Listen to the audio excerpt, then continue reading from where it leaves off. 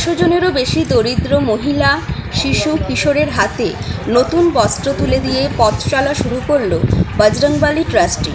শারদোৎসবের প্রাক্কালে আজ ডোমজুর জগদীশপুর রোডের হাজরা বিল্ডিংয়ে এই বস্ত্র উপহার অনুষ্ঠানটি হয়। উপস্থিত ছিলেন ডোমজুর বইমেলা কমিটির সম্পাদক বাপি ঠাকুর চক্রবর্তী, সমাজকর্মী শান্তি দাস, বজরংবলী ট্রাস্টির অর্পিতা দাস এবং অভিষেক দাস।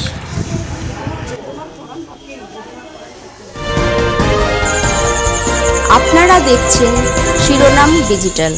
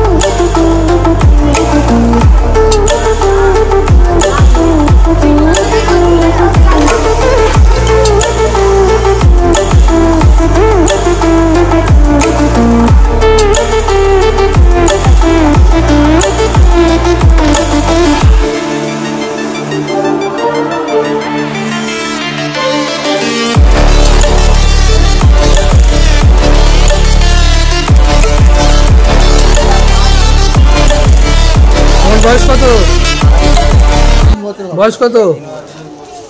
3 বছর। কি নাম? হ্যাঁ, থাকো কোথায়? আচ্ছা, এটা দাও, দাও। কি পেলে?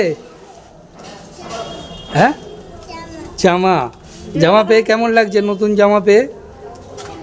হ্যাঁ, ভালো লাগছে। পুজো আনন্দ করবে তো? ঠাকুর দেখতে বেরোবে? হ্যাঁ, ঠিক আছে, চলে এসো। আচ্ছা আচ্ছা, জামা পেয়ে কেমন লাগছে?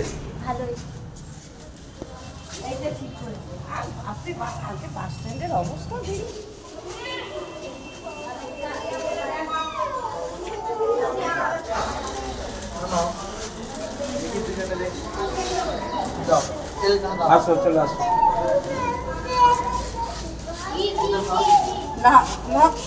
তুমি কি নতুন জামা পেলে? নতুন জামা পেলে? কি নাম? কোথায় বাড়ি? আচ্ছা, এই নতুন জামা পেয়ে কেমন লাগছে? খুব মজা লাগছে। বাহ। উৎসবটা তো হচ্ছে বাংলা এবং বাঙালির শ্রেষ্ঠ উৎসব। এই উৎসবটার জন্য সারা বছর মানুষ অপেক্ষা করে থাকে এবং এটা বাঙালির উৎসব, শুধু হিন্দু, শুধু ওই এটা নয়, এটা হচ্ছে জাতি ধর্ম নির্বিশেষে এইটা হচ্ছে বাংলার এবং বাঙালিদের কাছে শ্রেষ্ঠ উৎসব। এই উৎসব এখন বিশ্বজনীন হয়েছে। আমাদের দেশ ছাড়িয়ে সারা পৃথিবীতে এই দুর্গোৎসব একটা মহা উৎসবে পরিণত হয়েছে। সেই উৎসবে সামিল হয়েছে আমাদের এই বজরংবলী ট্রাস্ট এবং তার প্রধান কর্ণধার এই দুজন, আমাদের অভিষেক এবং আমাদের ম্যাডাম। এরা যে এই পুজোয় যে দরিদ্র মানুষ, দুস্থ মানুষ, গরিব মানুষ, এদের মুখে হাসি ফোটানোর জন্য এত একটা অভিনব এবং একটা যথার্থ ভূমিকা পালন করছে, এর জন্য আমরা তাদের কৃতজ্ঞতা জানাই, ধন্যবাদ জানাই যে এরা নিজেদের আনন্দের সঙ্গে তাদের আনন্দটাকেও ভাগ করে নিতে চাইছে এই দুস্থ মানুষ, গরিব মানুষ, সাধারণ মানুষের সঙ্গে। এটা সত্যি একটা অভিনব এবং অত্যন্ত গুরুত্বপূর্ণ বিষয়। আমি আমার পক্ষ থেকে এই বজরংবলী ট্রাস্টের সমস্ত মেম্বার্স এবং এদের দুজনকে আমি আমার কৃতজ্ঞতা এবং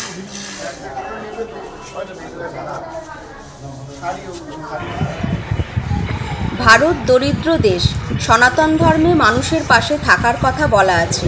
তাই সঞ্চয় থেকে কিছুটা অংশ দরিদ্র দুস্থদের মধ্যে প্রদান করা উচিত বললেন বজরংবলী ট্রাস্টির পক্ষে অভিষেক দাস এবং তার সহধর্মিণী অর্পিতা দাস। ওরকমভাবে নয়, আমি সকল যারা ব্যবসাদার আছে, যে যাদের মানে অধিক আছে, এটা সকলের এগিয়ে আসা উচিত যে সমাজে যে আমাদের ভারতবর্ষে দারিদ্রতা আছে সেই দারিদ্রতাটাকে মানে কিছুটা হলেও কাটানো, মানে উৎসবগুলোতে কাটানো, এটা অবশ্যই উচিত, সবাইকার এগিয়ে আসা উচিত। ঠিক আছে, আমার মনে হয়েছে যে আমার পক্ষে দেওয়াটা সম্ভব, তাই আমি দিয়েছি। তো এটা আমাদের সনাতন ধর্মেও সেই নিয়ম আছে যে তোমার সঞ্চয়ের থেকে কিছু মানে কিছু মানে অংশ মানে এই টাকা সেটা অবশ্যই মানে সমাজ কল্যাণে দেওয়া উচিত। আগামী দিনের কি আলাদা কিছু পরিকল্পনা রয়েছে? আলাদা আছে, সেটা আপাতত দেখা যাবে। ঠিক আছে, যদি কোনো রকম মানুষের আমরা পাশে থাকতে পারি সেটা আমরা চেষ্টা করব।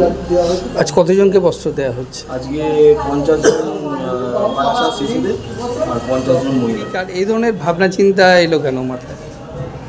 এই ধরনের ভাবনা চিন্তা এলো যখন আমরা রাস্তা দিয়ে হাঁটি, দেখি যে অনেক শিশু, অনেক বাচ্চা, অনেক মা তারা পারছে না, আর আমি গাড়ি নিয়ে যাচ্ছি, তখন দেখে আমাদের মনে মানে খারাপ লাগে। তো এই সময় যে পুজোর টাইমে আমরা নতুন জামা প্যান্ট পরছি, আমরা এত জায়গায় যাচ্ছি, আর তারা কি করছে এই নিয়ে আমরা চিন্তা ভাবনা করি, এবং ওই জন্যই আমরা মেনলি বাচ্চাদেরও দেবার যে চিন্তাটা ওখান থেকেই আসে। ওদেরকে দেখার পর যে আমরা একটা ভাবি যে ওদেরকেও দেওয়া উচিত। আমরা শুধু একাই হাসবো কেন, ওদেরও হাসার দরকার, মানে ওরাও অধিকার তার জন্য। তো আমাদের যখন ভগবান একটু বেশি সামর্থ্য দিয়েছে, তো আমরা কেন দেব না? সেই কারণেই আমরা ওই চেষ্টাটাতেই আগে বাড়ছি। আগে কি নতুন কোনো চেষ্টা, আগেও অনেক চিন্তা ভাবনা আছে আমাদের মধ্যে, তো এক্ষুনি সেগুলো তো বলতে পারবো না, কারণ একটা অঙ্গীকার করে দেবো কাল করতে পারবো না, সেটা তো ঠিক না। কিন্তু ইচ্ছা আমাদের অনেক কিছু আছে, সেটা আস্তে আস্তে জানতে পারবেন। এই ট্রাস্টের সাথে যুক্ত থাকলে, খোঁজ খবর রাখতে থাকবেন, নিশ্চয়ই জানতে পারবেন। আজ